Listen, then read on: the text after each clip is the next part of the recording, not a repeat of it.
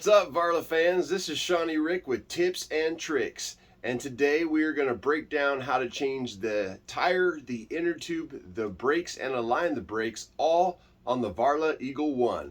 So let's get started. All right, the next thing you're going to want is to have your tools ready to go, your tires and your brakes.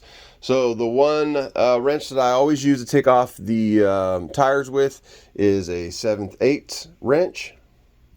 So make sure you get a 7/8 wrench going on. Then I use my pump. I have my pump ready to go to pump air into the tires when we get them installed. Then I use a multi-tool, and you can get this multi-tool from any bike shop, or you can order it online. This one's old. I got this a long time ago with my bicycle, but it still works very well for the Varla. And so you want to definitely get a multi-tool here with a whole bunch of Allen wrenches on the end. Next, you're going to want your new inner tubes. You're going to want your new tires, and then of course you're going to want your brakes all ready to go. The one thing I did want to mention is that if anybody recognizes this tool, don't use it. It came with Varla. It's crap. It's no good. Throw it away. All right, so the first thing you're going to want to do is take your Allen wrench multi-tool and do a 5mm. And then you're going to want to go ahead and start loosening up your brakes here. Loosening the screws up on both sides.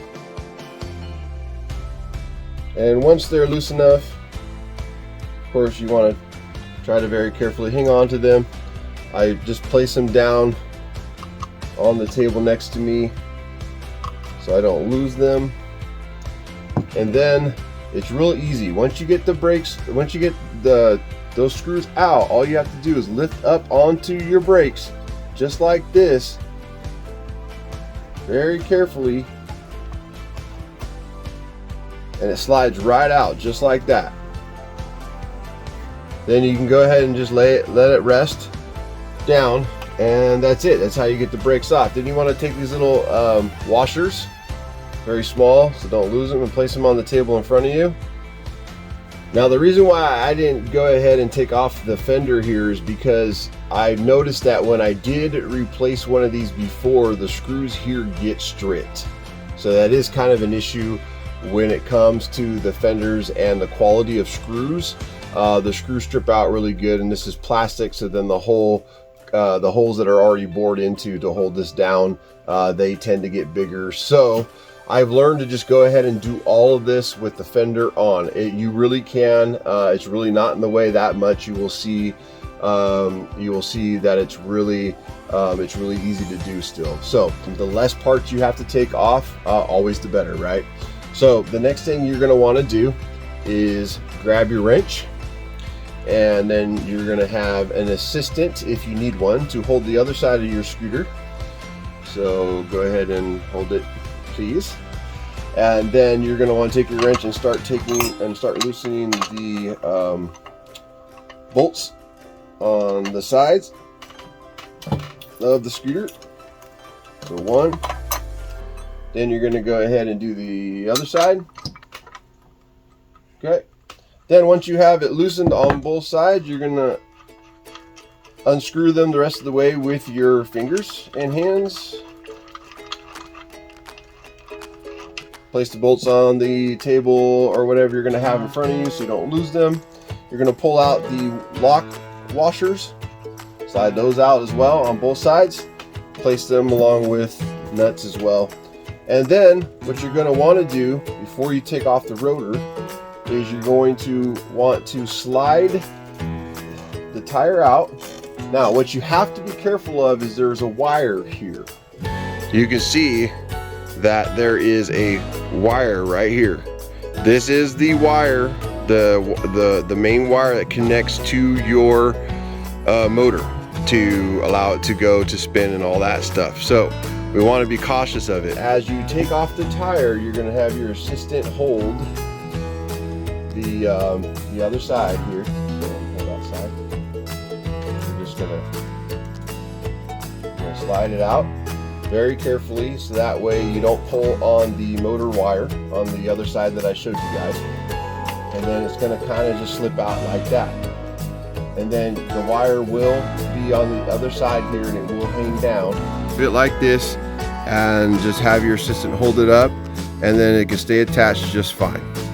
Use your 4mm Allen wrench to start loosening the screws off or from around the rotor. I'm going to do that right now.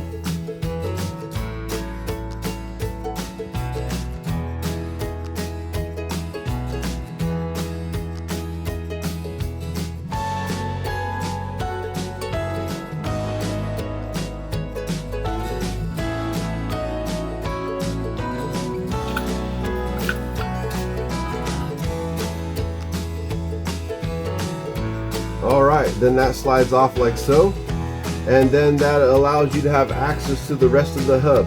Now, these Allen screws here are to the hub motor. You do not want to undo these at all. Leave these ones fastened. Do not unscrew them. The ones that you're going to want to unscrew to get access to the tire are the ones on the inside here, right here in between each of the ones on the hub motor.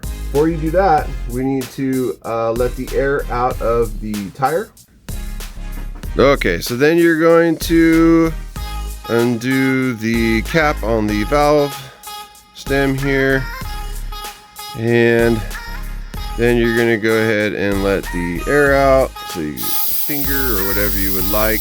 The stuff that's coming out is Fix-A-Flat. I use it in my tires all the time, which I forgot to mention in the beginning of the video, but I'll show you with the new tires what I do with that.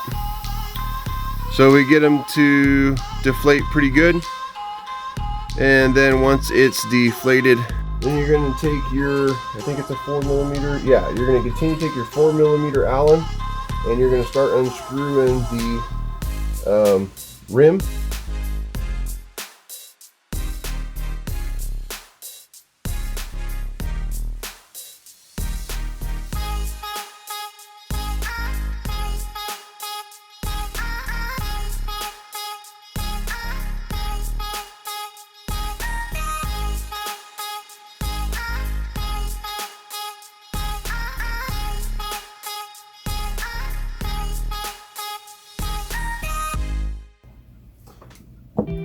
All right, then once you have that loosened, keep pushing the hub motor on the inside of it. It's easier to get out, and then eventually it does slide out the back end, and then you got to push on the stem itself to get that, because it kind of curves up.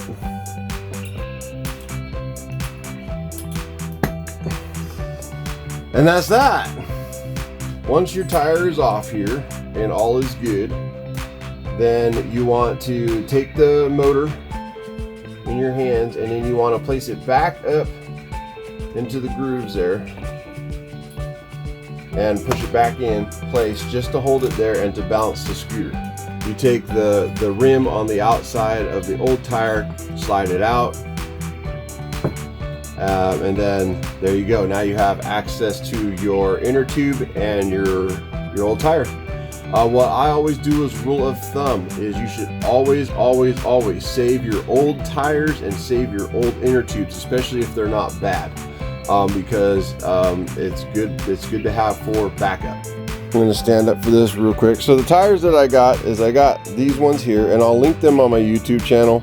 I'm trying these out for the first time. They're good road tires. I hear they're probably one of the best. There is another thing that you must know.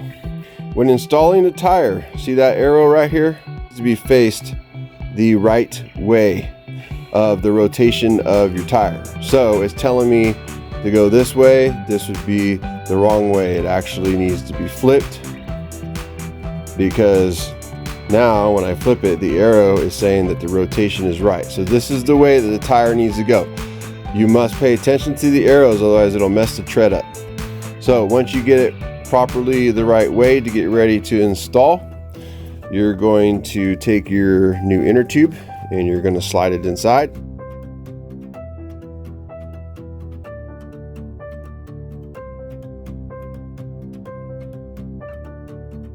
It does fit in there, I promise.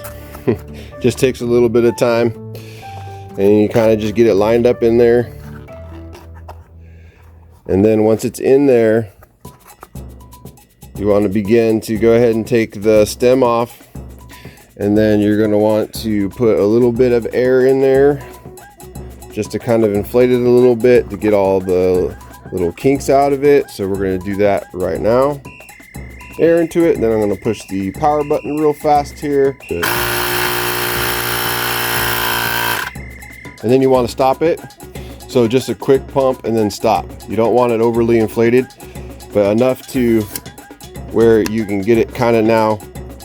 So as you can see now, it looks very nice. It's evenly around inside the tire there. And then that's no big deal right there, as that will, when we inflate it all the way, that will go away. So the inner tube looks good, the tire looks good, we are ready to install it. The next thing that you're going to want to do is just wipe this down really well. Make sure you get like all the dust and dirt off. You might as well. I mean, you have it broke down, right? It just makes sense.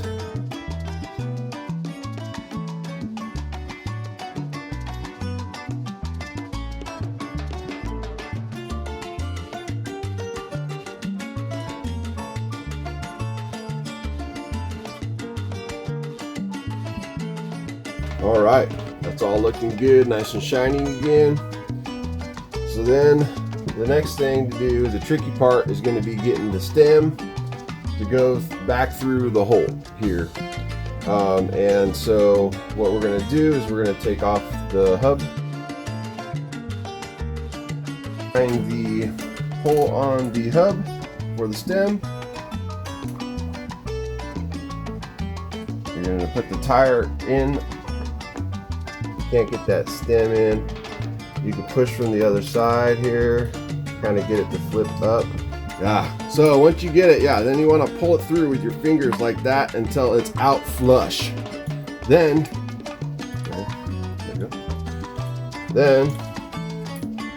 you can then go ahead and start putting back the other pieces. So the first deal is the rim. So the rim is going to go on in a line around the hub screws, just like that. Fits like just like a puzzle, slides right on. Generally easier than it did when you take it off. And then you're going to start putting your screw. You're going to start tightening your screws.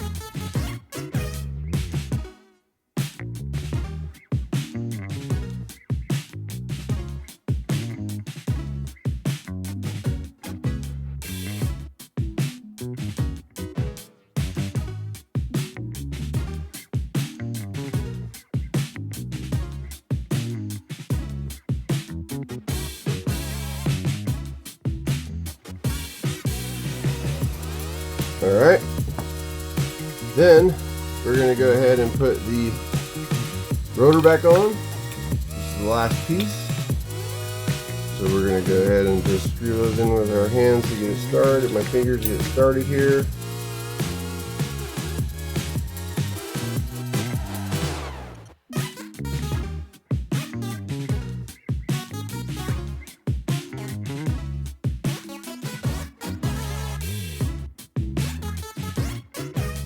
Then what you do is, after you got your rotor back on, you just line the grooves back up and push it up into place, and there you are.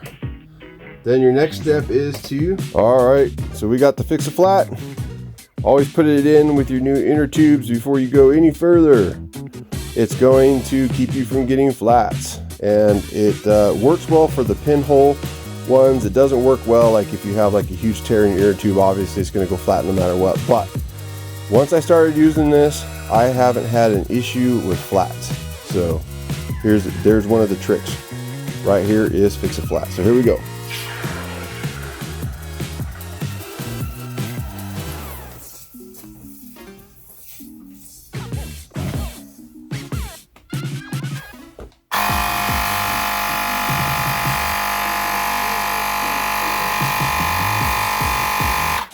Basically, you get the fix flat in your tire, and then you pump up the rest of the pressure in your inner tube with PSI, And then if any kind of little leaks are there, the Fix-A-Flat solution will find it and fix it for you so your tires stay strong. And the rear tire is done.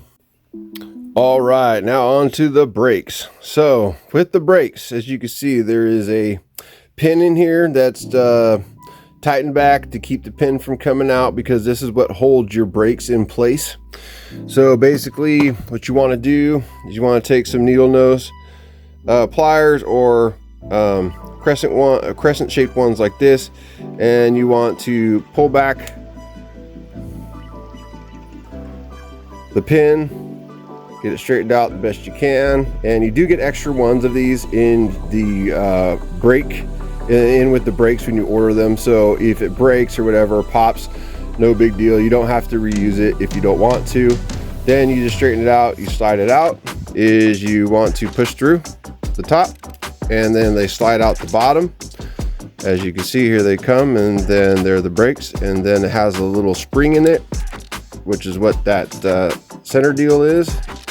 So you pull that out, there's the calipers, and then here are your brakes.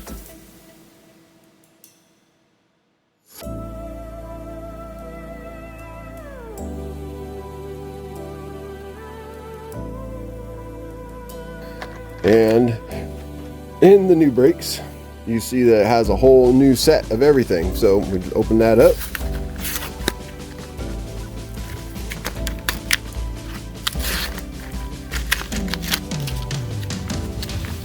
And then inside we have the new spring. Then we have the new pin. And then we have the new pads. And then they give you 2 of them. All right. Then once you have those, it's fairly simple.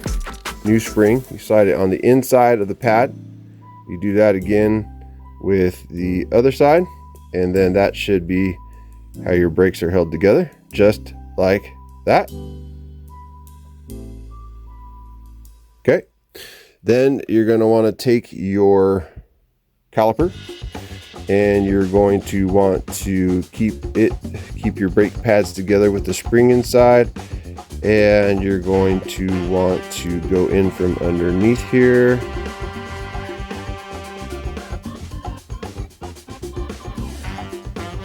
And it should just line up automatically.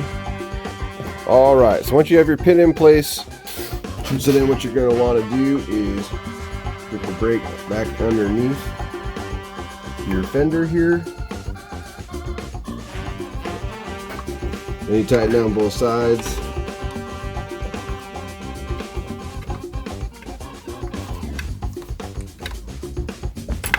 And your brakes are in.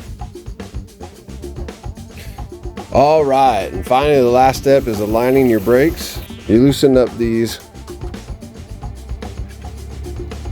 tighten them up, hold it, tighten it down with your brake compressed, handbrake compressed